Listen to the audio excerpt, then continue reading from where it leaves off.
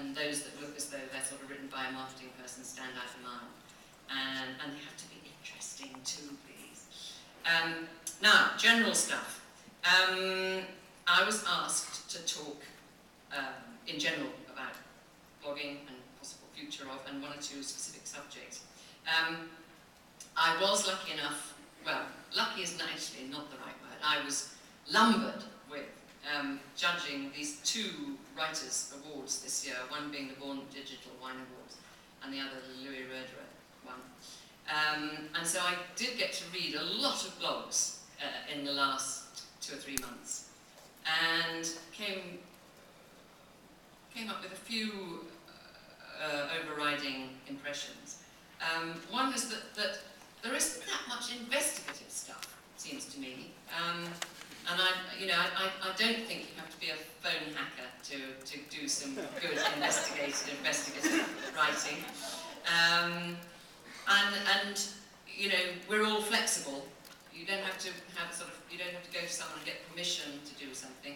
There were 1 or 2 really good investigative online pieces in what I read, but I think there's a slightly, probably too much just sitting on your backside and taking things as they are, rather than sort of going out and really looking for wrongdoing or sharp practice or something like that. And we are in the ideal position to do that. And originality was quite thin on the ground. A lot of online coverage of wine is very formulaic, I think you'd agree. But perhaps the good news from the point of view of everyone here is that when I compared with what most wineries were writing online, that was even worse. And admittedly, it must be difficult to do a sales pitch and make it interesting, but I think some people do. So I would just stress that it's the writing, you know, it's the thinking and then the writing, and anything you can do to hone your writing skills must be helpful.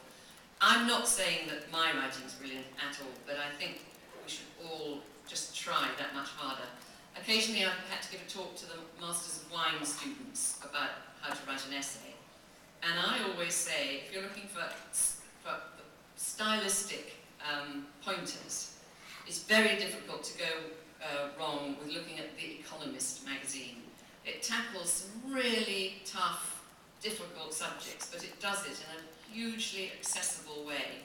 No jargon, quite colloquial actually, surprisingly. It's not at all like an academic paper. And of course you could just buy one copy and keep it forever.